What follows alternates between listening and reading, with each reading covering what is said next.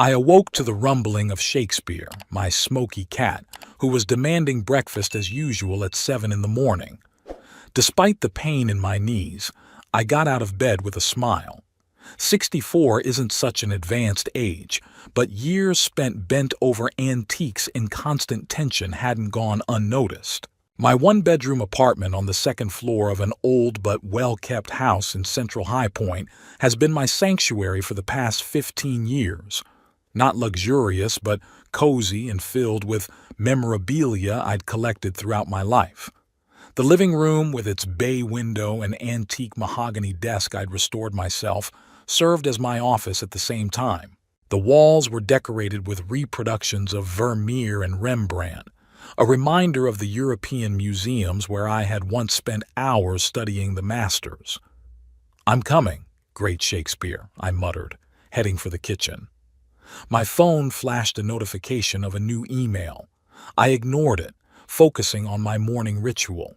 Coffee first, then everything else, Cornelius Taft's immutable rule. While the coffee brewed, I glanced out the window at the neighboring house. Beatrice Winslow, my neighbor and longtime friend, was already tending to her garden. A 68-year-old former college literature professor, she had moved to High Point about the same time I had after my divorce. Weekly Thursdays over chess and a nice glass of wine had become our tradition. Coffee was ready, and I finally opened my email. Most of the emails were the usual spam, but one caught my eye. The sender was Adelaide Pierce, curator at the Institute of Historical Heritage. I knew her by reputation, a respected scholar working with rare historical documents. "Dear Mr. Taft, the Institute of Historical Heritage is seeking an expert to evaluate a recently discovered collection. Given your reputation in the field of historical documents, we would like to discuss a possible collaboration. The case requires absolute confidentiality. If you are interested, please contact me by noon today." I hummed. My reputation. 20 years ago, I'd been practically banished from the professional community because of an accusation of forensic forgery. The Jefferson Letters scandal had destroyed my career at Hayward & Sons, the auction house where I was a leading expert on historical documents. At the time, I insisted on the authenticity of the collection, which was later declared to be a skillful forgery. Years later, it turned out that I was right, but my reputation was already ruined. Since then, I have worked as an independent appraiser, advising private collectors and small auction houses. I lived modestly but decently. However, offers from institutions such as the Institute of Historical Heritage were rare. I dialed the number listed in the letter. "Adelaide Pierce speaking," came the energetic female voice. "Cornelius Taft speaking. I received your letter about the collection. Mr. Taft, thank you for your prompt reply. You're the only expert we're willing to entrust with this work. It's about a recently discovered archive believed to belong to one of the founding fathers. The documents were found in the vault of an old estate in Virginia." "Why me?" I asked directly. "There must be dozens of experts with impeccable reputations." A pause on the other end of the line. "Because you were right then, with the Jefferson Letters. We did our own investigation. Your methodology was impeccable. Plus, you have unique experience with documents from this particular period." I sat down, feeling my pulse quicken. "When do you want to start?" "Immediately. The terms of the contract are more than generous. $57,000 a month for a project that will take at least a year. Full confidentiality, of course." I almost choked on my coffee. 57,000? A month? These documents could rewrite the history of our country's founding, Mr. Taft. Their value is immeasurable, as is their liability. I'll have to think about it. Sure, but no more than 24 hours. The collection requires immediate appraisal and conservation. After the call ended, I sat staring out the window for a long time. $57,000 a month, a sum that would change my life forever. I could buy the house I'd always dreamed of. I could travel. But most importantly, I could finally prove my professional worth. The ringing of the phone snapped me out of my musings. The name Peyton popped up on the screen. My daughter. I took a deep breath, preparing myself for another unpleasant conversation. "Hi, Peyton," I answered in as cheerful a voice as possible. "Daddy, did you forget?" Her voice sounded annoyed. "You promised to take Octavia to the doctor today. Damn it. I really forgot. My granddaughter, the only person in the family who seemed to genuinely love me. I'm sorry, I have an important appointment today. An unexpected job offer." A pause, then a sarcastic laugh. "Another once-in-a-lifetime opportunity? Dad, at your age, you should stop chasing ghosts. It's a serious offer, Peyton, from the Heritage Institute." "Sure, sure, sure." Her voice oozed condescension. "Anyway, Ashton said he'd drive her himself. He doesn't trust your wreck. The last thing we need is for you to break down in the middle of the road with Octavia." I gritted my teeth. My Volvo was 15 years old, but it was in excellent condition. I took meticulous care of the car, as I did with everything I owned. "Tell Octavia I'll call her tonight," I said, trying to stay calm. "If you don't forget." Peyton snorted and hung up. I put the phone away, feeling a familiar heaviness in my chest. My daughter. We'd once been close, but after the scandal and divorce from her mother, everything had changed. Peyton, then 17, had chosen her mother's side. I didn't blame her. At the time, the press portrayed me as a fraud trying to cheat the auction house. After Peyton married Ashton Hawthorne, an ambitious financial analyst, our relationship became even more strained.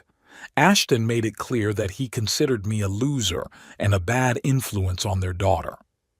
I stepped out onto the small balcony of my apartment, watching Beatrice fiddling with her roses. She spotted me and waved. "Is there any coffee left?" she called out. I was almost done. 15 minutes later, Beatrice was sitting in my kitchen listening with interest to the Institute's offer. $57,000? She whistled. "Cornelius, that's amazing. But why such a strange sum?" I shrugged. "I have no idea. Maybe some kind of formula for calculating it. More importantly, they know the truth about Jefferson's letters. Beatrice knew the whole story. We met when I first moved to High Point, trying to make a fresh start after the scandal." "You have to take it," she said firmly. "This is your chance to not only restore your reputation, but to ensure a comfortable old age." "And what about the principle of never return to the scene of the crime?" I grinned. "First of all, there was no crime. Secondly, this is a completely different place. And thirdly," she smiled slyly, "imagine your son-in-law's face when he finds out how much you earn." I laughed. "Even if I agree, I won't boast about the money." "Of course not. But a little gloating won't hurt you." Beatrice finished her coffee. "Besides, you'll be able to spend more time with Octavia. Maybe even help with college. My granddaughter was a gifted child with an amazing flair for history and art. At 14, she was already reading Plutarch and could spend hours listening to me talk about European museums and historical artifacts. Peyton and Ashton disapproved of this fascination, deeming it impractical. They saw their daughter as a future financier or lawyer, not a historian. "You're right," I nodded. "It's settled. I'll call and accept the offer." After Beatrice left, I contacted Adelaide Pierce and informed her of my decision.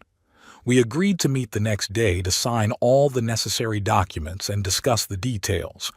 I spent the rest of the day going through my old notes on documents from the founding period of the United States. There was serious work to be done, and I wanted to be prepared. In the evening, as promised, I called Octavia. "Grandfather." Her joyful voice always warmed my heart.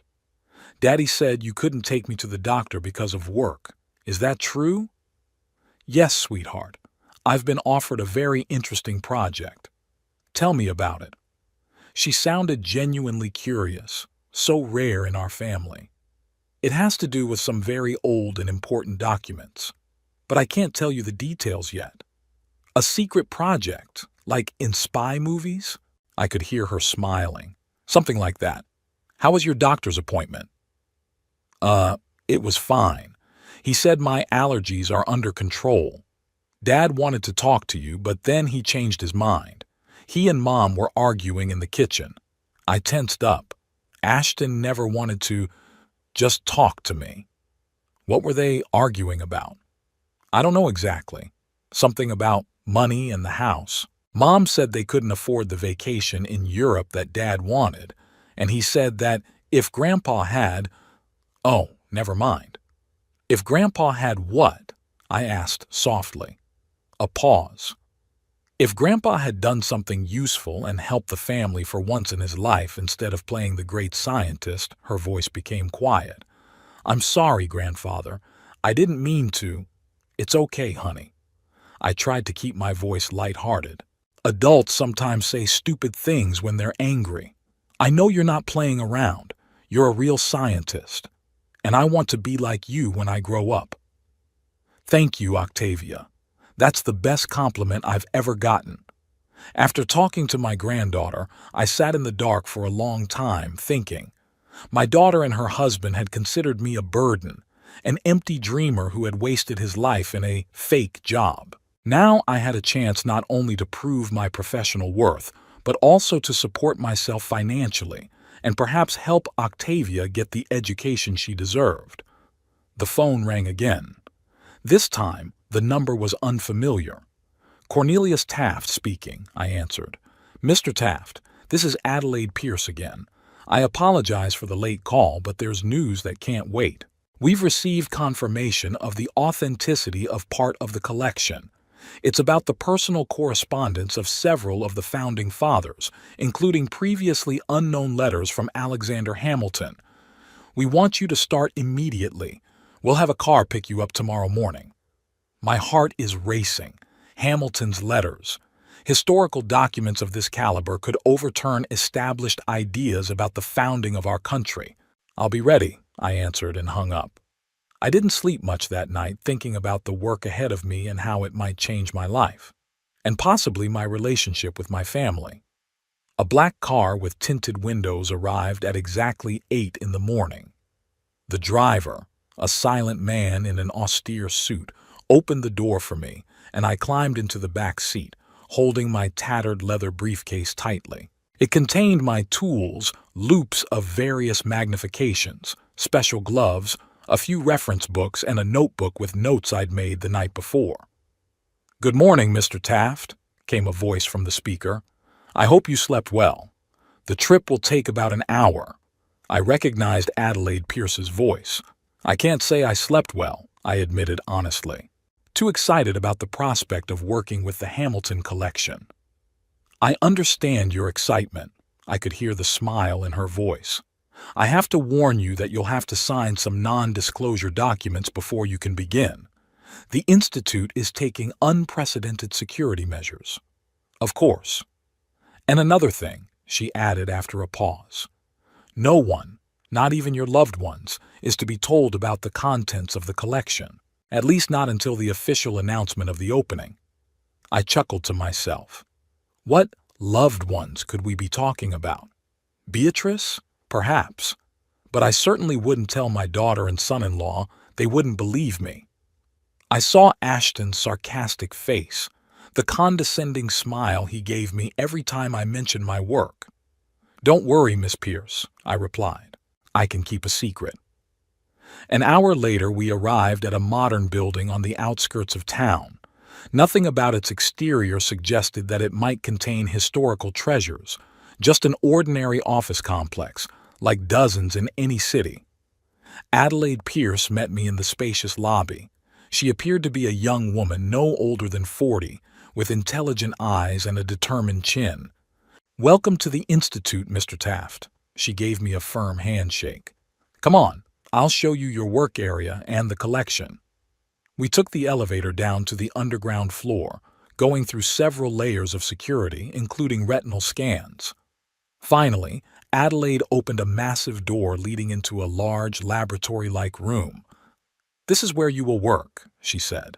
"Climate-controlled, special lighting, all the necessary tools for research and conservation. and, of course, the collection itself. In the center of the room stood a large table with several locked containers. "This is the first batch of documents." Adelaide walked over to the table and carefully opened one of the containers. "Take a look."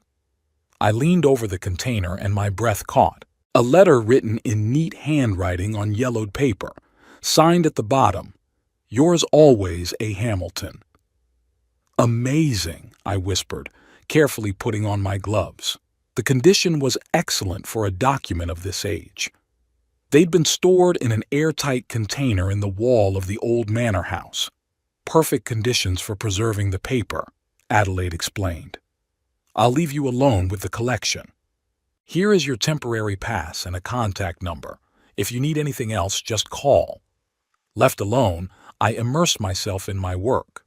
Time lost meaning as I carefully studied document after document, making notes, checking the authenticity of the paper, the ink, the handwriting. It was correspondence between Hamilton and several other political figures of the time, including previously unknown letters to James Madison. I didn't notice how the day flew by.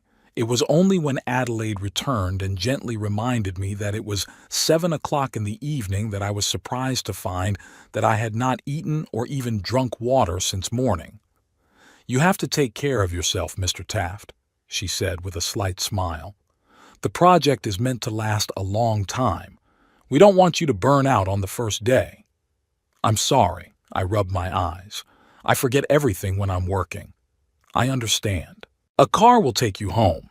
Same time tomorrow?" "Of course." I carefully put my notes in my briefcase. "Miss Pierce, these documents, they're fascinating. They may change our understanding of some aspects of early American politics. That's why we came to you," she nodded. "Your reputation as someone who sees what others miss was a deciding factor." On the drive home, I felt pleasantly tired and exhilarated. For the first time in many years, I was doing truly important work, and well-paid work at that. Maybe life gives you a second chance after all. When I got home, I found Shakespeare meowing unhappily at the empty bowl. "Sorry, old boy," I stroked his furry head. It had been an unusual day. After the cat was fed, I found a note slipped under the door. Beatrice's handwriting. "Just came by to see if everything was all right. Shakespeare is fed. Waiting to hear about the first day. B." I smiled. "It's good to have a friend who cares about you and your cat." Just as I was about to call her, my phone rang. Ashton's name popped up on the screen. That's weird, it was usually Peyton. "Hello?" I answered with some wariness. "Cornelius," my son-in-law's voice sounded unnaturally friendly. "How are you?" "Fine, thank you. Something wrong?" "Why, happened." He laughed fake laugh. "We just wanted to invite you to dinner this Saturday. It's a family thing, no big deal." I frowned. I'd been invited to family events no more than 5 times in the last 3 years, and each time it had ended in awkwardness and tension. "What's the dinner in honor of?" I asked bluntly. "We just want to get together. Octavia's been asking about you." We have some news." I sighed. Ashton never just called.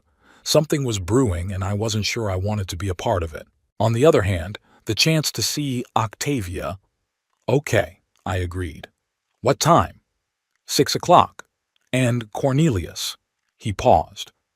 "Would you mind not telling Octavia about your, historical stuff this time? Peyton and I are worried she's getting too caught up in this impractical stuff." I felt my fists clench. "History is hardly impractical, Ashton." Yeah, sure." He laughed fake laugh again.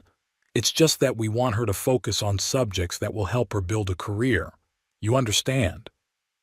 "I understand," I replied dryly. "I'll see you Saturday." I hung up the phone and took a deep breath, trying to calm myself down. Shakespeare jumped on my lap, demanding attention. "What do you say, old boy?" I scratched him behind the ear.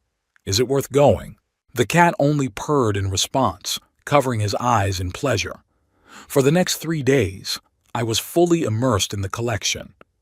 Every morning a car came to pick me up, and every evening I returned home, physically exhausted but emotionally energized. The documents proved to be a veritable historical bombshell.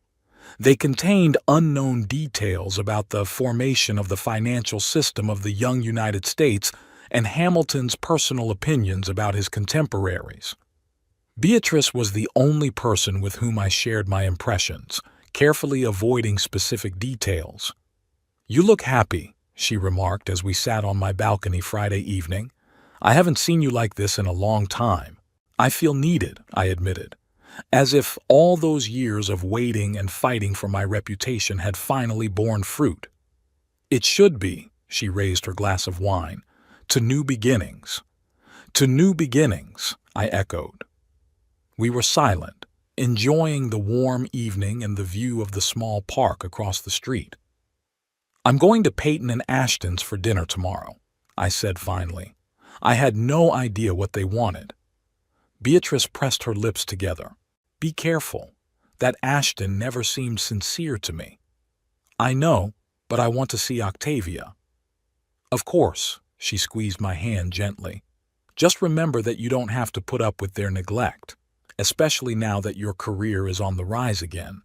Saturday came all too quickly.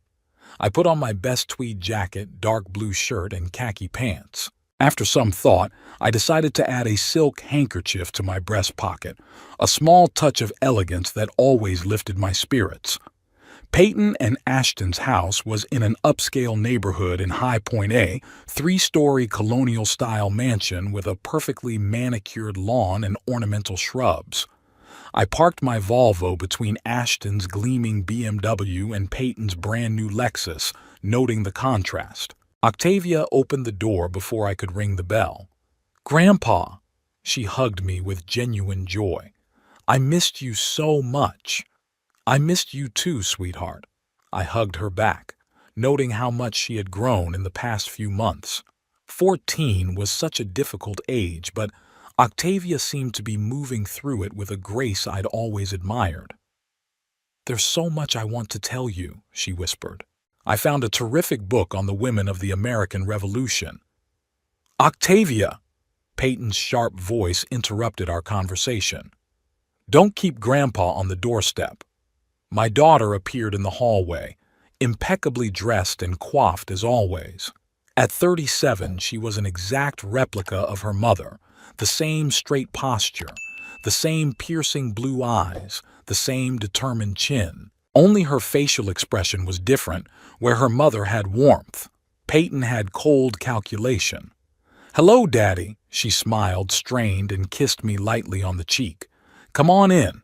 Ashton's already opened the wine." I followed her into the spacious living room where Ashton stood by the fireplace holding a glass of red wine.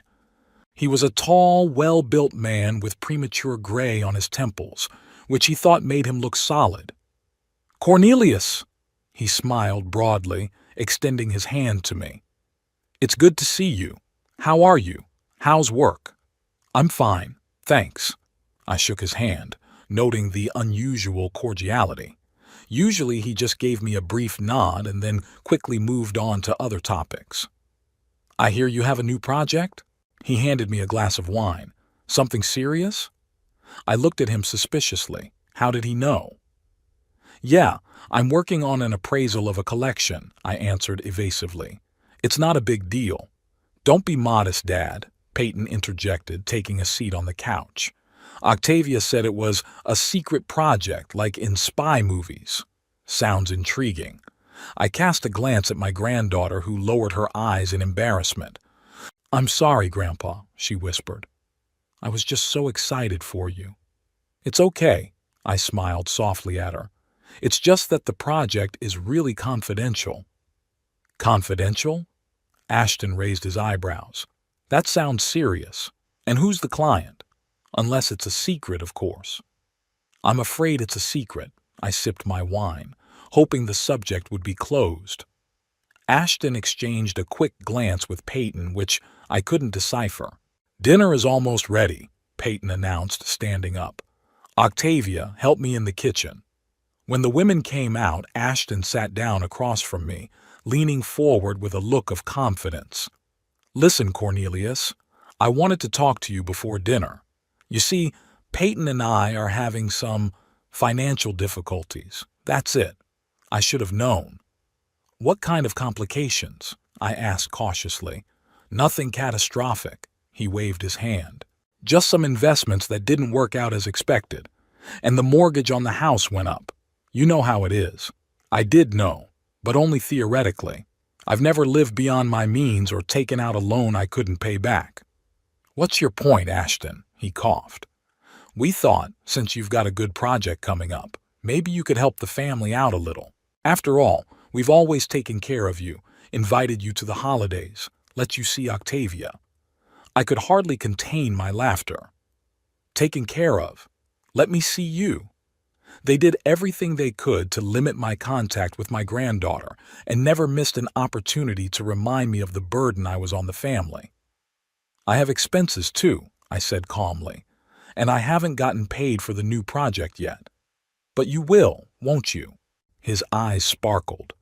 And judging by all this secrecy, it's going to be a lot of money. At that moment, Peyton and Octavia returned carrying dinner dishes. What were you two talking about? Peyton asked, setting the plates down. I was telling Cornelius about our financial difficulties, Ashton answered bluntly. Dad.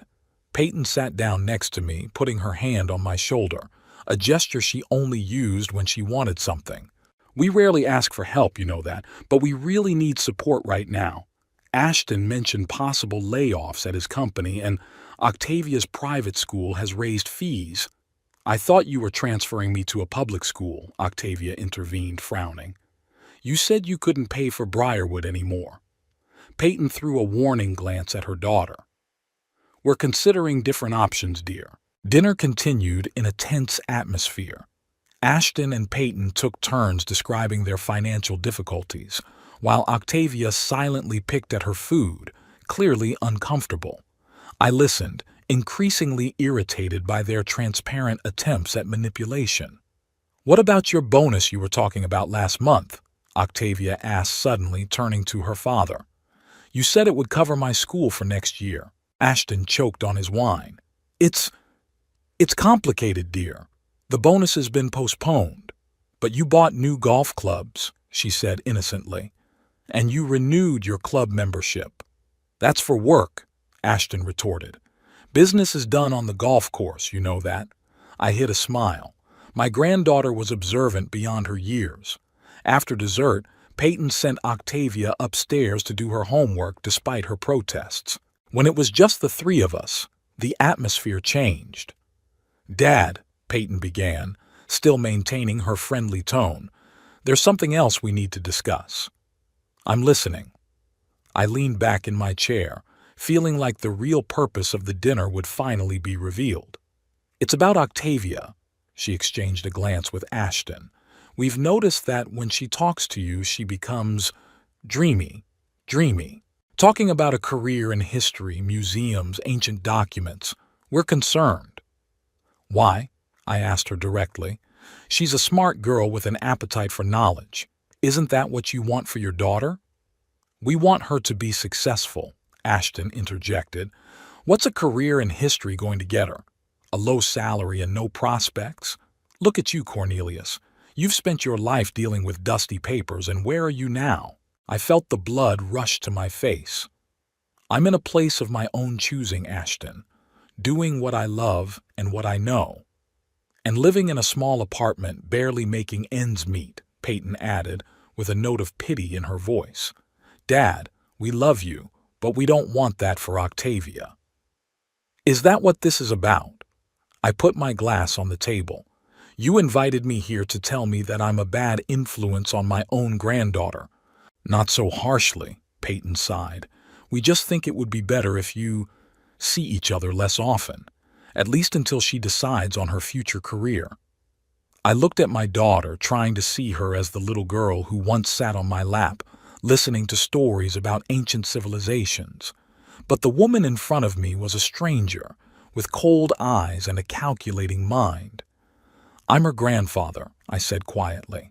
The only grandfather she has. You can't stop us from communicating. We can, Ashton said firmly. "And we will if we have to. Octavia is our daughter and we decide what's best for her." "What about what she wants?" I asked, feeling the anger building up inside. "She's a child," Peyton cut her off. "She doesn't know what she wants." I stood up, realizing that this conversation was pointless. "So you invited me here to ask me for money and then to tell me I can't see my granddaughter anymore?" I shook my head. "That's amazing." "Dad, don't be dramatic." Peyton stood up too. "We just want what's best for Octavia. And for you too. At your age, you should be thinking about retirement, not spending the last of your energy on these projects." I was about to reply when I noticed Octavia standing in the dining room doorway. I could see from her face that she had heard enough. "You can't forbid me to see my grandfather," she said in a trembling voice. "It is not fair." "Octavia!" Peyton exclaimed. "You should be upstairs. This is an adult conversation." "An adult conversation about using Grandpa and then throwing him away?" The girl's voice was filled with contempt. "I heard that. You want his money, but you don't want him to be part of our family." "Go to your room at once," Ashton shouted, his face reddening. "We'll talk about this later." Octavia looked at me apologetically, then turned and ran upstairs. I heard the door of her room slam. "I think I should go," I said, heading for the exit. "Dad, wait," Peyton followed me. "Don't leave like that. We're just worried about Octavia's future." "And about my possible money," I added, putting on my coat. "Don't worry, Peyton. I understood your message, clear and concise." I walked out of the house feeling a mixture of anger and sadness.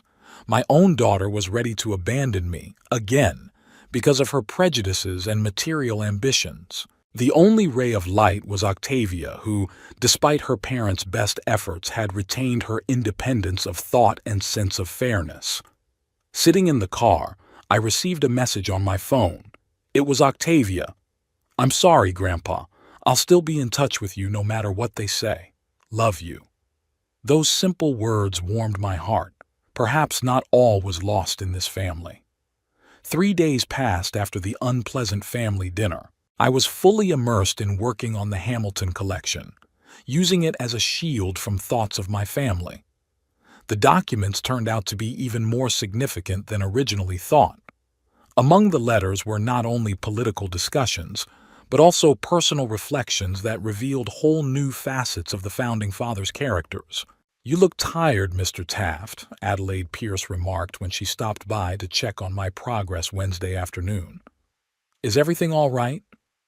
I looked up from the document I was examining under the microscope.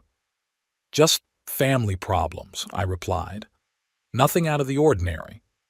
She sat down on the edge of the desk, which was uncharacteristic of her usually formal demeanor.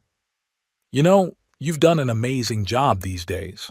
The director is very pleased with your preliminary reports. Why don't you take the day off and relax?" I chuckled. "What am I supposed to do?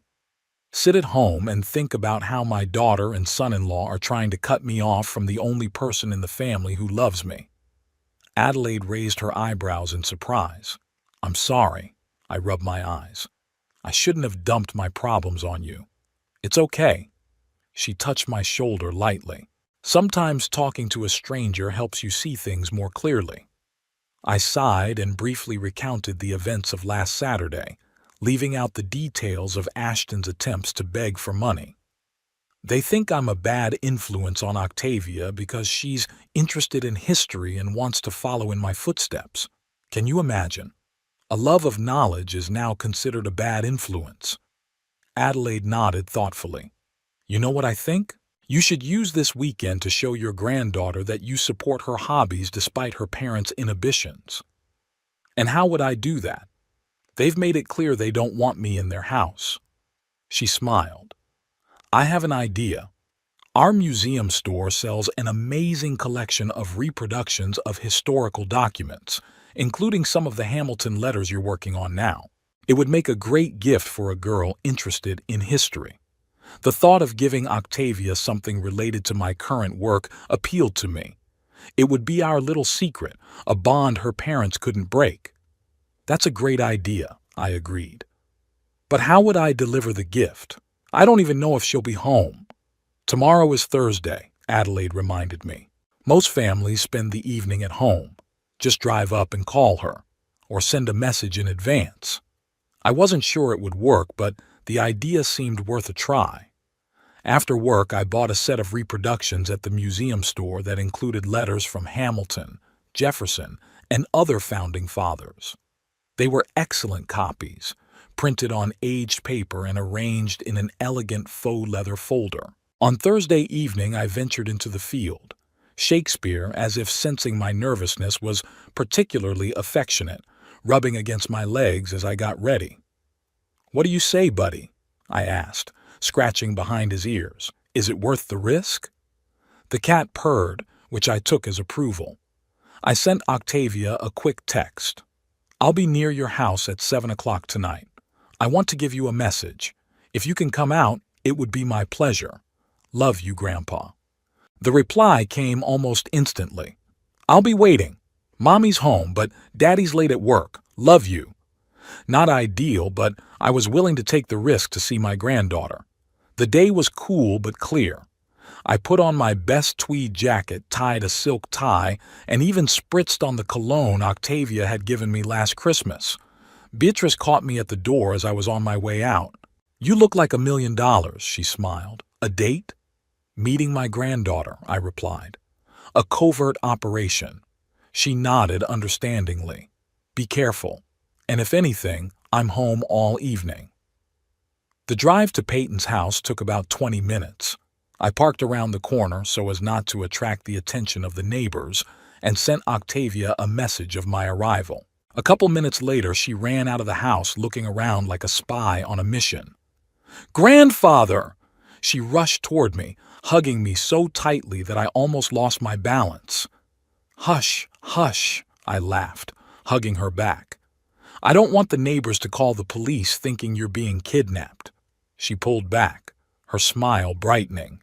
It was like she'd matured even more in the last few weeks, some new determination in her eyes. "Mom's home, but she's on the phone," she said. "We have about 15 minutes. I handed her a carefully wrapped gift. "It's for you. I hope you like it." Her eyes widened with anticipation. She carefully unwrapped it, and when she saw the contents, her face lit up with delight. "Reproductions of letters from the founding fathers," she exclaimed, carefully going through the documents. "This is amazing. Look, there's even a letter from Hamilton to Madison about the Bill of Rights." "I thought it might help you study history," I said, enjoying her reaction. "And maybe shut your teacher up the next time he mixes up the Adamses." She laughed, then suddenly became serious. "Grandpa, there's something I have to tell you. I've decided I want to be a historian like you, no matter what my parents say." I felt a warmth rise in my chest, but I tried to keep my expression neutral. "Are you sure?" "It's not an easy road, Octavia. Your parents are concerned about the practical side for a reason. I don't want a practical, boring job that will only make money," she interrupted me. "I want to do something important, something that matters. Like you. You always followed your passion even when everyone was against you." We talked for a few more minutes until suddenly the door of the house opened and Peyton appeared on the doorstep. "What's going on here?" Her voice was ringing with anger. Octavia shuddered and clutched the file folder tighter to herself. "Mom, Grandpa just brought me a gift. After we made it clear we didn't want him to come over uninvited." Peyton came down the stairs, her face contorted with rage. "Octavia, get inside right now." "But Mom, now!" Octavia threw me an apologetic look and, holding the folder tightly, ran into the house. As soon as it was just the two of us, Peyton turned to me. "You're out of line, Dad. We told you to stay away." "I thought I could visit my own granddaughter," I said, trying to stay calm. "She was glad to see me." "Of course she was," Peyton snorted. "You're filling her head with stupid ideas. She came home from school yesterday and said she wanted to be a historian." "A historian, Dad? Do you realize what an unpromising career that is? As opposed to what? I couldn't take it anymore. From becoming another office worker who hates his job but tolerates it for the money? Don't you dare tell me how to raise my daughter. Her voice shook with anger. We want a better future for her. Stability. Success. Success isn't just about money, I argued. It's also about being able to do what you love. Says the man who spent his life in poverty because of his lofty ideals, Peyton snorted. Look at you, Dad. You're 64 and you have nothing. No house, no decent car, no retirement savings. Is that really the fate you want for Octavia? You don't know anything about my life, Peyton, I said quietly. Not about my accomplishments or my financial situation. Oh, really? She smiled mockingly. What, your secret project suddenly made you rich? Don't be ridiculous, Dad. Ashton and I have been doing some research. The Heritage Institute is a small non-profit organization. They can't pay much. I was shocked. They were making inquiries, spying on me. This is crossing all lines. I turned to leave. I'm leaving. Yeah, go. Peyton followed me. And don't come back until we invite you. Which probably won't be for a while. I had already taken a few steps when she added, and don't try to bribe Octavia with your historical documents again. We won't let you influence her. Something inside me snapped. I turned around, feeling the blood pulsing in my temples. This was a gift. From the bottom of my heart. Because I love my granddaughter and have her best interests at heart, unlike you. Her interests? Peyton grabbed the cup of coffee she was holding. Her interests should be focused on building a successful career, not digging through dusty papers like you. Get lost, you pauper. And with those words, she threw the hot coffee in my face. I recoiled, feeling the hot liquid burn my skin and soak into my shirt. There was silence for a moment. Peyton seemed shocked at what she'd done. Dad, she started, but I had already turned to leave. Goodbye, Peyton, I said, wiping my face with my sleeve. I hope you're happy in the life you've chosen.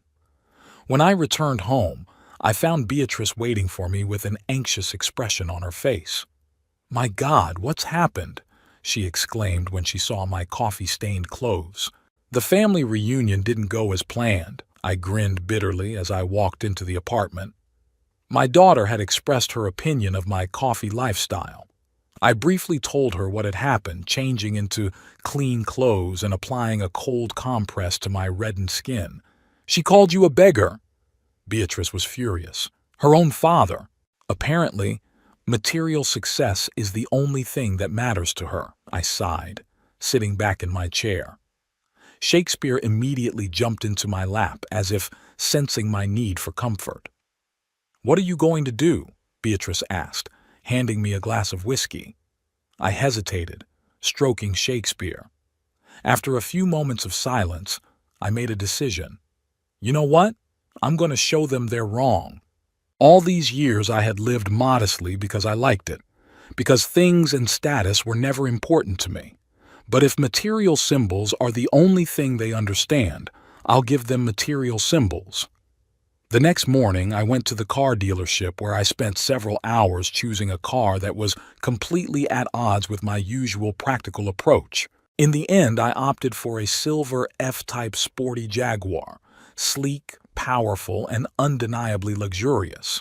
The price was astronomical, but thanks to my new contract, I could afford it without much financial hardship. The buying process was surprisingly easy, especially once the salesman was convinced of my ability to pay. By 3 o'clock in the afternoon, I was driving my new car out of the showroom, feeling a mixture of elation and slight embarrassment at being so extravagant. My plan was simple. I knew that Octavia finished school at 3:30 and Peyton usually picked her up on Fridays. I decided to accidentally be near the school at that time so that both mother and daughter could see me in my new look. Briarwood Academy was located in an upscale neighborhood of the city, an imposing red brick building surrounded by manicured lawns and athletic fields. I parked the Jaguar right outside the main entrance where parents usually waited for their children and leaned casually on the hood, waiting for Octavia and Peyton to show up. Within minutes, my new car had already caught the attention of waiting parents and students exiting the school. I heard admiring comments and saw some of the boys stop to take a closer look at the car. At 20 minutes past 4, I spotted a familiar figure. Octavia came out of the school building chatting animatedly with a friend. She didn't notice me right away, but when our gazes met, her eyes widened in surprise. She quickly said something to her friend and headed toward me. "Grandpa?" She looked around the car incredulously. Is this your car?" "Yes." I couldn't hold back a smile. "I decided it was time to upgrade the transportation. You like it?" "It's amazing." Octavia walked around the car, admiring every detail. "But how? Why?" "It's a long story," I answered. "I'll tell it some other time." At that moment, Peyton's Lexus pulled into the parking lot. I saw her notice us, slow down, and stare out the windshield in obvious surprise, trying to figure out what was going on. "Mom's here," Octavia whispered, suddenly serious. "After yesterday." "It's okay," I reassured her. "Go to her. I just wanted to show you my new car." "I'll call you tonight," she promised, gave me a quick hug and ran to her mother's car. I watched Peyton get out of her Lexus, frozen in place as I fully realized that the luxury sports car belonged to me. Even from a distance, I could see the paint drain from her face. She gripped the car door as if looking for support. I slowly got behind the wheel of the Jaguar, turned on the engine, and slowly drove past Peyton, letting her get a good look at me behind the wheel. Our gazes met, and I noticed in her eyes a mixture of shock, disbelief, and maybe fear. Fear that all her ideas about me and my capabilities were wrong. I gave her a slight nod and drove out of the school parking lot feeling oddly satisfied. It was a petty gesture, unworthy of a man of my age and position. But God, it felt so good in that moment. No sooner had I reached home than my phone started ringing. Peyton's number. I considered ignoring the call, but decided that would only delay the inevitable. "Hello?" I answered, putting it on speaker. "What was that?" Peyton's voice sounded strained, almost hysterical. "Where did you get this car?" "I bought it today," I answered calmly. "I decided it was time to upgrade my transportation." "Don't play with me," she almost shouted. "Cars like this cost a fortune. Where did you get that kind of money?" "I told you I have a new project." "No project can pay enough to let you buy a Jaguar. What's going on, Dad? Did you get involved in something illegal, or is this just a rental to impress you?" I sighed. Typical of Peyton to assume the worst right off the bat. "Peyton, I don't have to report my finances to you, especially after yesterday. I overreacted yesterday." Her voice suddenly softened. "We were all on edge.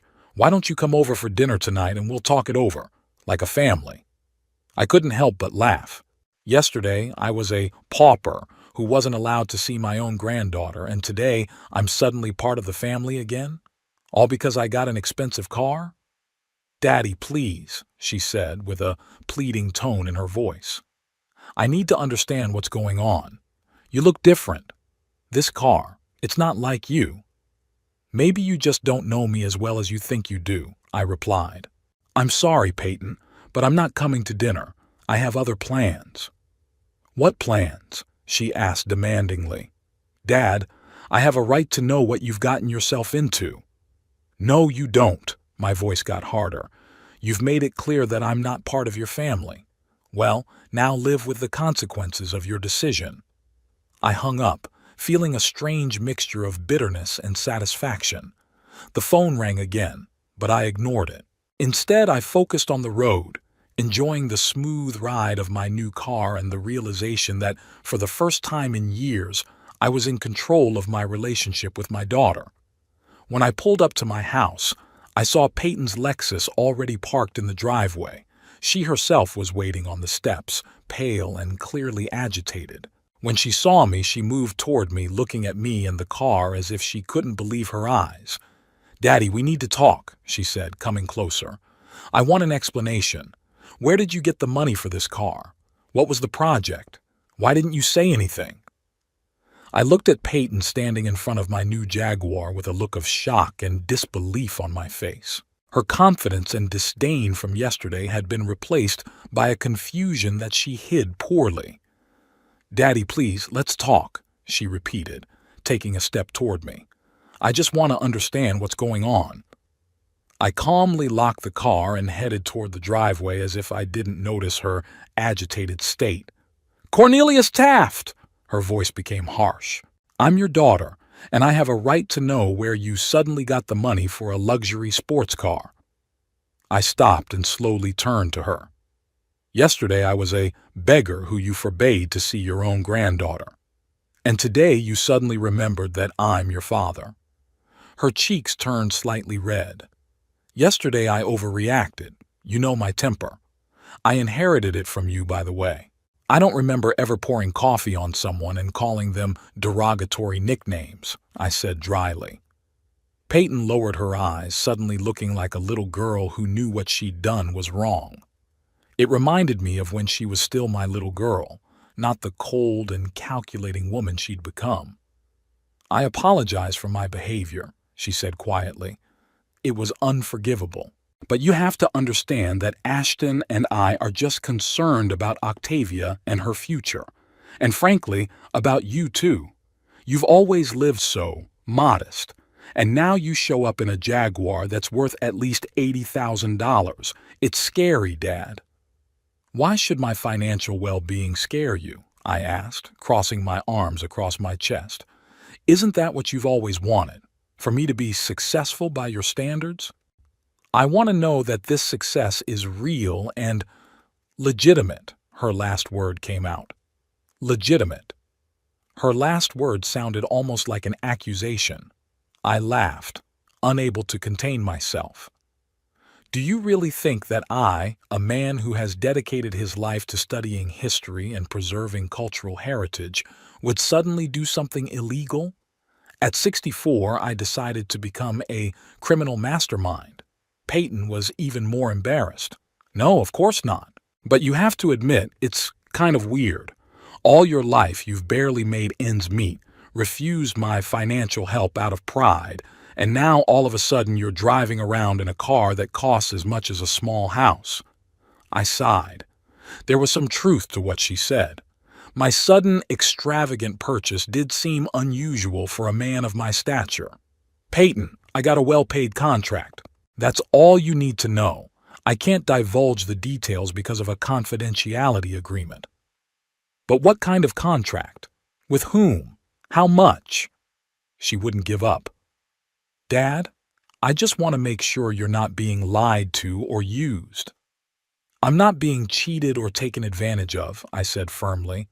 "And I'm perfectly capable of taking care of myself no matter what you think of me." At that moment, Beatrice came out of the driveway carrying a garbage bag. When she saw us, she slowed down, assessing the situation. "Hello?" She nodded to Peyton. "Beautiful day, isn't it?" "Hello, Miss Winslow." Peyton smiled, strained. "Yes, it's a beautiful day." "Did your father show you his new automobile?" Beatrice smiled slyly, clearly enjoying the moment. "It's an amazing car, isn't it?" "Yes, it is," Peyton agreed. "I was just asking where it came from." "Oh, your father is a very important person now," Beatrice winked at me. "He's working on a secret project of national importance, but I can't tell you anything else. It's a state secret, you understand." I could hardly contain a smile as I watched Peyton's eyebrows go up. "A state secret?"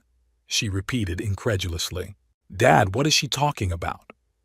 "Beatrice likes to be dramatic," I shrugged. "But yes, my project does require complete confidentiality, and that's the end of the subject." Beatrice, having thrown out the trash, came back to us. "Peyton, would you like to come in for a cup of tea? I was just baking your father's blueberry pie. He said you loved it when you were a kid." My daughter looked confused by this sudden change of subject, but nodded. "Yes, thank you." It would be a pleasure. The three of us went up to my apartment where Shakespeare met us, meowing demandingly and wrapping himself around my legs. "Hi, handsome." I leaned down to pet him. "Sorry I'm late." "You have a cat?" Peyton was surprised. "Since when?" "5 years now," I answered as I watched her look around the apartment. I could see that she was noting new details: the modern TV on the wall, the collection of rare books in the closet, the antique clock on the mantelpiece. I'd had all of these things before, but she'd never noticed because she rarely visited my home. "Sit down. I'll get the tea and cake," Beatrice said, heading into the kitchen. "I'll help," I offered, following her. In the kitchen, Beatrice asked quietly, "Are you sure you want her here? After everything that's happened?" "She's my daughter," I answered just as quietly. "And maybe this is a chance to clear things up a bit. Besides, I can keep in touch with Octavia through her." Beatrice nodded understandingly. "Just be careful. Her sudden interest in your life came only after she saw you in an expensive car." I knew she was right, but part of me still hoped there was something left in Peyton of the loving girl I'd once known. When we returned to the living room with tea and cake, Peyton was sitting on the couch, looking at the picture of Octavia on the coffee table. "She looks so much like you," Peyton remarked as I set the tray down. "Same eyes, same stubborn chin. And the same passion for history," I added, pouring the tea. Peyton sighed. "That's what I wanted to talk to you about. Dad, I realized that Ashton and I were a little harsh yesterday. Of course, we have no right to forbid you from seeing Octavia. And if she's really interested in history, perhaps that's not such a bad thing." "What a sudden change of heart," I remarked, cutting off a piece of pie.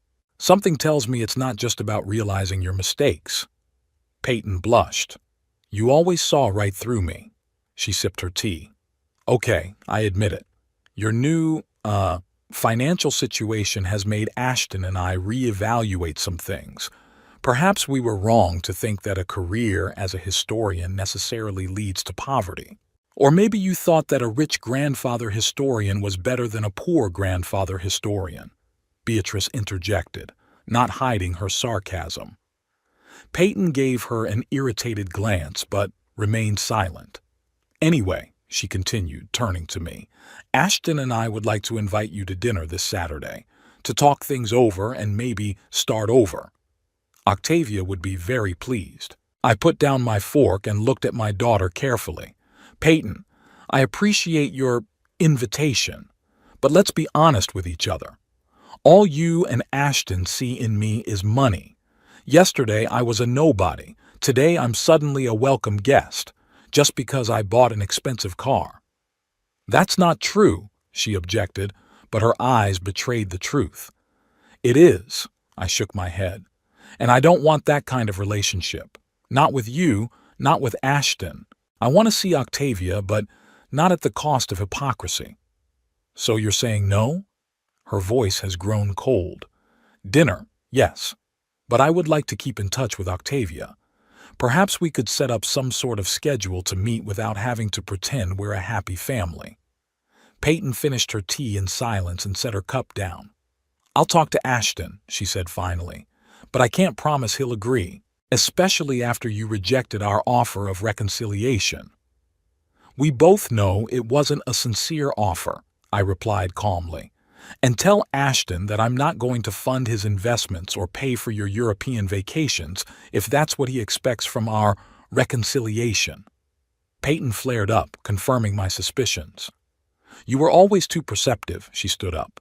"Thanks for the tea, but I have to go. I'll be in touch with you about Octavia." After she left, Beatrice looked at me with a mixture of admiration and concern. "You were cruel to her." "She's been cruel to me for years," I replied, putting away the dishes, "and I don't want to start a fake relationship based only on her sudden interest in my money." "And rightly so," Beatrice nodded. "But still, she's your daughter, and maybe somewhere deep down inside, she still loves you." "Perhaps," I agreed without much conviction. The next few days passed in tense anticipation. I returned to my work at the Institute, fully immersed in researching Hamilton's collection. Analyzing documents and writing detailed reports helped take my mind off family problems. When I returned home on Wednesday evening, a message from Octavia was waiting for me. "Grandpa, my parents let me see you on weekends. Can I come over on Saturday? P.S. They don't know I'm writing to you now." I smiled, imagining her secretly sending me this message, probably hidden in her room. I replied, "Of course, sweetie. I'll be waiting for you anytime you want. Why don't we go to the museum?" Her answer came almost instantly. "Yes, to the historical museum. I read there's a new exhibit about the Constitutional Convention." I was touched by her enthusiasm. Despite her parents' best efforts to turn her away from history, her interest only grew. Saturday morning, I received a strange phone call from Ashton. His voice sounded unnaturally friendly. "Cornelius, good morning. I hope I didn't wake you up." "No, I've been up for a while," I answered cautiously, wondering what he wanted. "Good, good. Listen, about Octavia. Peyton and I have been thinking about it, and we think you're right. We can't keep you two from seeing each other. She can spend the day with you, but please have her home by 7 p.m. "Thank you, Ashton," I said, surprised at his sudden concession. "I appreciate your decision." "Yeah, well, family's family, right?" He laughed awkwardly. "By the way, I heard you bought a new car." "A Jaguar, I think. Impressive." "Oh, that's what it is." I could see why he was suddenly so cooperative. "Yes, I decided to treat myself," I said neutrally. That's great. You deserve nice things, Cornelius. By the way, I was thinking, maybe we could have lunch together sometime, just you and me. There are some, investment opportunities I'd like to talk to you about." I could barely contain my laughter. Did he really think I'd believe his sudden interest in talking to me? Very tempting, Ashton, but I'm afraid my schedule is too tight right now. Work takes up most of my time. "Yes, of course I understand." His disappointment was almost palpable. "Maybe some other time. Anyway, Octavia will be ready by 10 in the morning. Will you pick her up?" "Yes, I'll be at your place at 10. As I hung up the phone, I shook my head, surprised at how predictable Peyton and Ashton had been. As soon as they saw the outward signs of wealth, their attitude toward me had changed completely. I was no longer a useless old man living in the past, but a potential source of financial gain. At exactly 10 o'clock, I drove up to their house in my new Jaguar. Octavia was already waiting on the porch, dressed in jeans and a sweater with a small backpack over her shoulders. Standing beside her were Peyton and Ashton, both with strange smiles. "Grandpa!" Octavia rushed over to me as soon as I got out of the car. "I'm so happy to see you." I hugged her, feeling my heart warm at her sincere affection. "It's good to see you too, sweetie." Peyton and Ashton followed, their eyes fixed on my car. "Impressive car, Dad," Peyton said, running her hand over the smooth surface of the hood. "Must have cost a fortune." "A good investment," I replied evasively. "Ready, Octavia? We're in for an exciting day." "More than exciting." She smiled, then turned to her parents. "Bye, Mom. Bye, Dad. I'll see you tonight." "Wait a minute." Ashton put his hand on her shoulder, stopping her. "Cornelius, maybe we could all have dinner together tonight. At that new restaurant downtown. I hear they have great food there." I noticed Octavia roll her eyes, clearly realizing what was going on. "Unfortunately, I already have plans for tonight," I replied. "Perhaps some other time." "What plans?" Peyton asked with ill-concealed curiosity. "A work meeting." I opened the car door for Octavia. "Don't worry, I'll have her home by 7, as agreed." We drove off, leaving them standing in the driveway with disappointed faces. "They're so obvious," Octavia snorted as we pulled away. "A week ago, Dad said you were a bad influence on me, and now all of a sudden he wants to take you out to dinner at an expensive restaurant." "People change their minds," I said diplomatically. "Yeah, especially when they see an expensive car. She shook her head.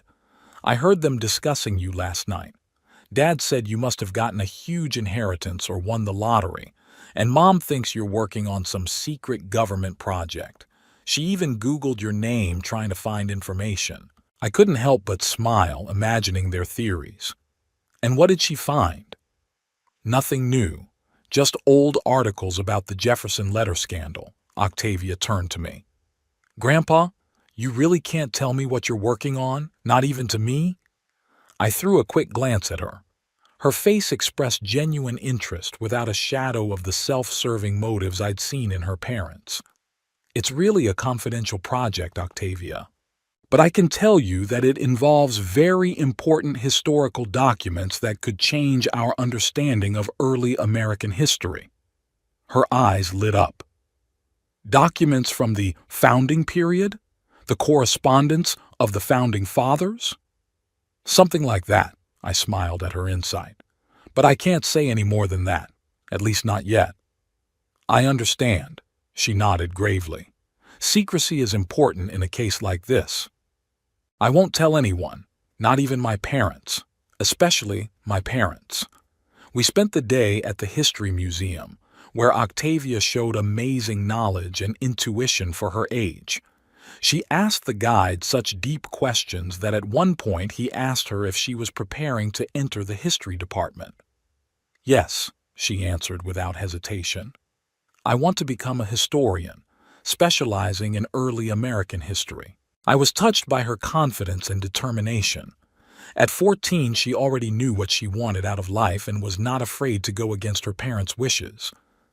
After the museum, we had lunch at a small cafe, where we continued to discuss the exhibition and her school projects. You know, I've decided to write a research paper on the role of women in shaping the early U.S. financial system, she said, sipping her milkshake. Everyone writes about the military and politicians, but no one pays attention to how wives and daughters influence the decisions of their husbands and fathers. That's a brilliant idea. I was genuinely impressed. Many historians ignore this aspect. If you want, I can recommend some sources. Yes, please. She pulled out a notebook ready to take notes. And grandfather, thank you for supporting me. At home, I can't talk about history without causing annoyance. Your parents are just worried about your future, I said, even though I didn't really believe those words myself. They want you to be successful. But what is success? She put the notebook aside. For them, it's just money and status. But I think real success is doing what you love and doing something meaningful. Like you. I was touched by her words. You know, Octavia, I wasn't always so sure of my choices, especially after the Jeffersonian letter scandal. There were times when I wondered if I should have gone against the tide. But you were right. Her eyes sparkled. And everyone knows that now, don't they? Not everyone, but some important people do, I smiled. And it's a reminder that sometimes you have to wait a long time for the truth to prevail. After lunch, we decided to take a walk in the park. It was a beautiful day, warm for fall, with bright sunshine and a light breeze rustling the leaves that were beginning to turn yellow.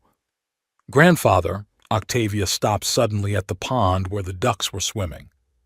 I wanted to ask, are you happy? In general, in your life? Her question caught me off guard. I hesitated, looking at the calm surface of the water. Yes, I think I'm happy, I finally answered. I've had an interesting life, full of ups and downs. I did what I loved even when it was hard. I have true friends like Beatrice, and I have you, my wonderful granddaughter. So yes, I am happy. Even though Mom and Dad, she faltered awkwardly. Parent-child relationships can be complicated sometimes, I said softly. Your mom wasn't always like that. When she was little, we were very close. She loved it when I told her stories about ancient civilizations and great historical figures. Did she? Octavia looked surprised. She never talked about it. A lot changed after the scandal and my divorce from your grandmother, I sighed. Peyton was a teenager then, and it was hard for her. She chose her mother's side, and as time went on, Our relationship became more and more strained. And now she's suddenly interested in you again because you bought an expensive car, Octavia said with an uncharacteristic cynicism for her age. Life is complicated, Octavia, and people are complicated too. Even your parents. They're not perfect, but they love you and want the best for you, even if their idea of best is different from yours. She nodded thoughtfully, tossing breadcrumbs to the ducks. You know what's weird? She said after a pause. They always told me that money wasn't important, that it was more important to be a good person. But all they talk about is status, career, expensive things. And now all of a sudden they've decided that you're a fit grandfather again, just because you have money. People often contradict themselves. I put my hand on her shoulder. It's important that you decide for yourself what values are the most important for you. I've already decided, she smiled at me. I want to be like you. I want to follow my passion, even if it's not easy. The months flew by. I was fully immersed in the Hamilton collection, which was even more important than I'd originally anticipated. Every day brought new discoveries, unknown details of the founding of the U.S. financial system, personal reflections of the founding fathers on the future of the nation, secret agreements between political figures of the time. Adelaide Pierce became not just a colleague, but a trusted friend. Her in-depth knowledge of historical documents and preservation helped me move through my work faster than I expected. Cornelius, you've done an incredible job, she said one evening as we went over my reports together. The director is thrilled. No one expected the documents to be so historically significant. Thank you, but it's not just me, I replied, leaning back in my chair. My back was aching after hours spent working on the microscope. Without your support and help, I wouldn't have gotten through this so quickly. She smiled, gathering the papers into a folder. I have news for you. The director wants to meet with you tomorrow. I think it will be about renewing your contract. I nodded, though everything inside me clenched with excitement. Over the months, I'd gotten used to my new life. Interesting work, decent pay, respect from my colleagues. The thought that all this could continue filled me with a hope and enthusiasm I hadn't felt in a long time. The next day I met with the director of the Institute, Dr. William Harrison, a tall, gray-haired man with shrewd eyes and impeccable manners. Mr. Taft, he shook my hand firmly. At last we meet in person. I've heard a lot about your brilliant work from Miss Pierce.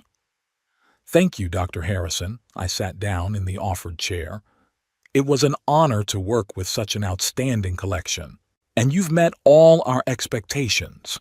He opened the folder in front of him. Your reports on the authenticity of the documents, their historical context and significance are excellent. Thanks to you, we now know that this collection will change the way historians think about the early period of the Republic. I nodded modestly, waiting for him to continue. In fact, that's why I invited you here today. He motioned a document toward me. The Institute would like to offer you a permanent position as a senior expert on historical documents. The contract is for 5 years with the possibility of extension. I took the document, running my eyes over the terms. The salary was more than generous, even more than I was getting from my current project. I don't know what to say, I said, feeling a lump in my throat. It's an honor. It's our honor, Mr. Taft, the director smiled. People with your knowledge, experience, and, most importantly, intuition are rare. The Institute would be happy to have you on its permanent team. I signed the contract without hesitation. 20 years of professional exile were over. I was once again recognized and in demand in my field. On my way home, I stopped by the bank where I met with my financial advisor. Over the past few months, I had accumulated a substantial amount of money in my account. I had always lived modestly, and my new salary allowed me to put most of it away. Mr. Taft, with that kind of income, you might want to think about buying a house, the advisor said as he looked over my accounts. Or perhaps building an investment portfolio? I have other plans, I replied. I'd like to set up an educational trust for my granddaughter, to provide for her future college education. The counselor nodded, making notes. That's a wise decision. We can set up conditions under which the funds will be available for tuition only. Are there any special requirements? I thought for a moment. Yes. I want her to have access to the trust only after her 18th birthday, and only if she enrolls in college. And the choice of major should be entirely her own decision, without outside pressure. It can be done legally, the counselor wrote down my wishes. Would her parents have access to these funds? Absolutely not, I answered firmly. Only my granddaughter should manage this money, and only for her education. We completed the necessary paperwork and I left the bank with a sense of accomplishment. Octavia will get to follow her dreams, regardless of what her parents think about it. When I returned home, I found Beatrice tending to my cat. Shakespeare missed me, she said when I walked in. He and I were philosophizing about the mortality of existence. I smiled as I took off my coat. And what conclusions did you come to? That life is short, but a good night's sleep and good food are eternal values, she winked. How was your meeting with the director? I told her about the new contract and she was genuinely happy for me. I always knew justice would prevail, she said, hugging me. You deserve this recognition, Cornelius, more than anyone else. Thank you. I was touched by her support. You know, I've also set up an educational trust for Octavia, so she can study history if she wants to, regardless of what her parents think. A smart move, Beatrice approved. What about you? Maybe it's time to consider a more comfortable place to live. Don't get me wrong, your apartment is charming, but with your new options, I wondered. I've always loved my modest apartment, but lately I've really started to feel the need for more space, for books, for work, for life. You're right, I finally said. I think it's time for a change. Over the next few weeks, I scoured real estate listings until I found the perfect one, a small but elegant house in the historic district of the city. It was built in the 19th century and retained many of the original features: high ceilings, wood floors, marble fireplaces. The two-story building with its spacious library and sunroom seemed made for me. The transaction went quickly, and soon I owned my own home, for the first time in my life.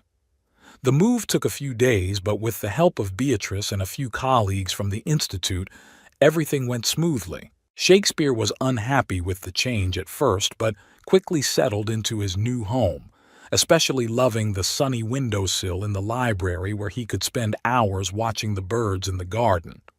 I didn't tell Peyton and Ashton about my move, but Octavia knew my new address and often came to visit on weekends. Our meetings became regular. Every Saturday we would go to museums, historical sites, or just sit in my new library discussing books and historical events. Your house is amazing, Grandpa, she said one of those days, looking at the bookshelves I'd filled with rare history books. It suits you so well. Thank you, honey. I handed her a cup of hot chocolate. I like it too, and I'm glad you can come here. She snuggled into the chair, pulling her knees up to her chest. My parents don't know where you live, she said suddenly. They tried to find out, but I didn't tell them. My mom even followed me once, but I went to the library first and she thought I was just studying there. I sighed, not surprised by this kind of behavior from Peyton. They've been very persistent about finding out about your job and money, Octavia continued, especially since you stopped coming to our house. Dad is always talking about some investment opportunity he'd like to discuss with you. I'm sure he has a lot of interesting ideas, I said dryly. Octavia giggled. He even tried to bribe me to tell me about you. He said he'd buy me a new laptop if I found out where you worked and how much you made. I shook my head, chagrined but not surprised. And what did you say? That I don't need a new laptop, she shrugged, and that your personal life was your business. He was very unhappy. I was proud of her integrity. Despite her parents' best efforts, she had grown up to be an independent and moral person. "By the way," I said, remembering the trust, "I have news for you. I have set up an educational fund for you. The money will be available after your 18th birthday when you go to college." Her eyes widened in surprise. "Grandfather, that's so generous. But you didn't have to—" "I wanted to do it," I interrupted her, "so you could study what you were really interested in without financial constraints." She jumped up and hugged me tightly. "Thank you," she whispered. "It means more to me than you can imagine." A week later, a storm blew in. Peyton called me late at night, her voice shaking with anger. "How could you, Daddy?" she screamed as soon as I picked up the phone. "Set up a trust for Octavia without our knowledge? Without our consent?" I sighed. Apparently, Octavia had told them about my gift. "It's my money, Peyton. I'm free to use it as I see fit." "We're her parents," she kept yelling. "We have the right to know about any financial decisions regarding our daughter." "The money will only be available to her after her 18th birthday and only for her education," I replied calmly. "I don't see the problem with that. The problem is that you're undermining our parental authority." Her voice got even higher. "Now, Octavia has declared that she's going to study history in college because you're supporting her dreams." I couldn't hold back a smile, even though Peyton couldn't see it, of course. "And what's wrong with that? History is a worthy field of study." "It's futile, and you know it." She was silent for a second, then continued in a more controlled tone. "Listen, Dad, we have to get together and talk about this. All of us together as a family. Ashton says we can find a compromise." "What kind of compromise, Peyton?" I asked tiredly. "That I revoke the trust, or that I add you as trustees?" Her silence was eloquent enough. "That's what I thought," I said. "The answer is no. The trust will stay as it is. Octavia will get the money when she goes to college, and she can study what she wants." "We're her parents," Peyton repeated, her voice turning cold. "We can forbid her from seeing you." "She's almost 15, I countered. "She'll be an adult in 3 years. Do you really want to spend those years in conflict with her? Because believe me, if you forbid her to see me, she'll never forgive you." Peyton was silent. I knew she understood the truth of what I was saying. Octavia was too much like me, stubborn, principled, ready to fight for what she thought was right. "We'll come to see you tomorrow," she said at last. "The whole family. We must discuss this in person." "I have no desire to see you or Ashton," I replied. "But Octavia is always welcome in my house. You haven't even told us where you live now." Her voice was irritated again. "We only heard about your move from Octavia." "Because I didn't want you to know," I answered honestly. "Given your behavior lately, I prefer to keep my distance." "That's ridiculous," she snorted. "We're your family, Dad." "No, Peyton. You and Ashton are not my family.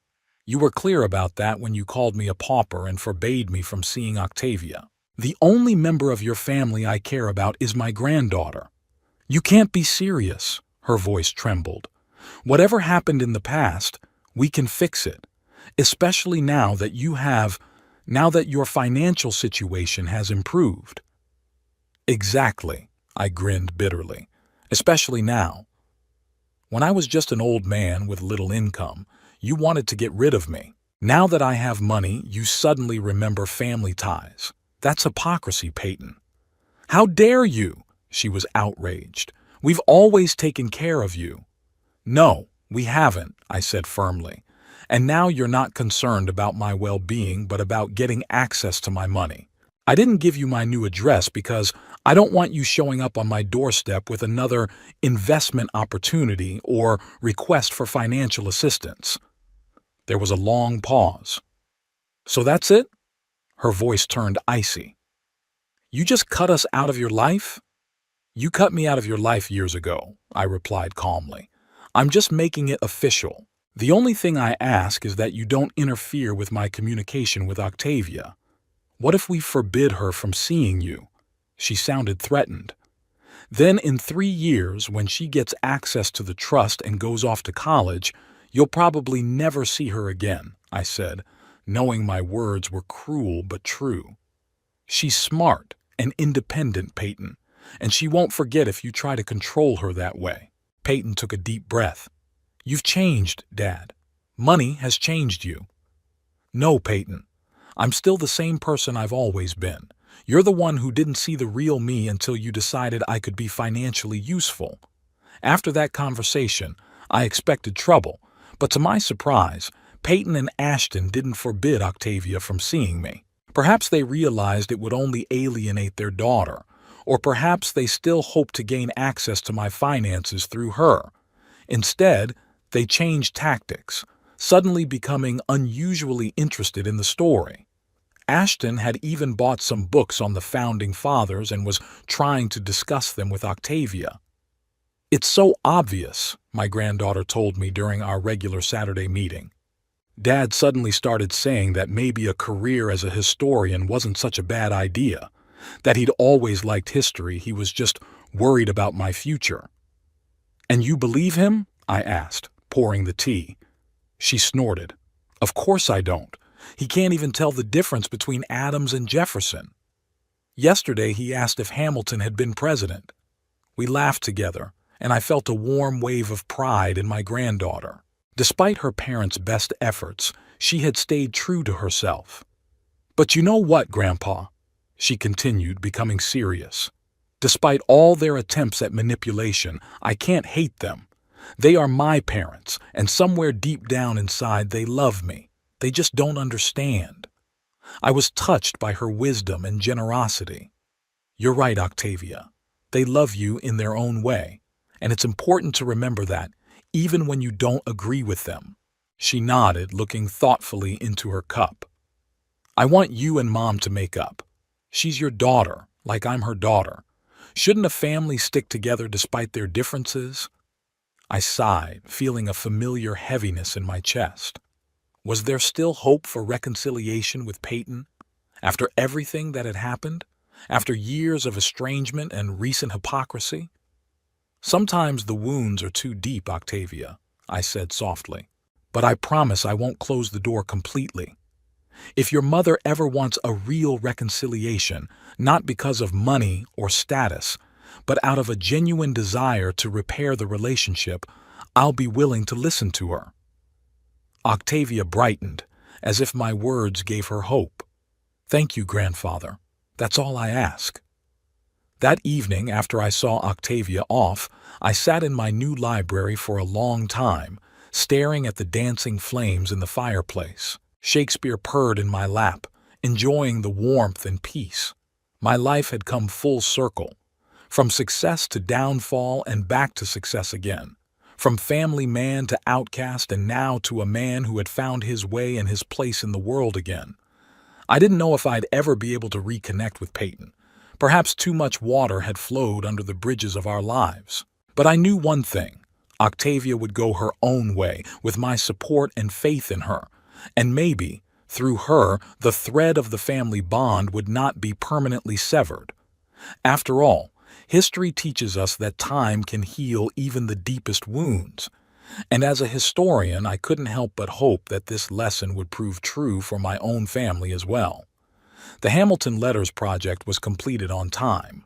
The Institute was planning a grand exhibition that would be a sensation in academic circles. My name was first on the list of experts working on the collection, a kind of rehabilitation after 20 years of professional neglect.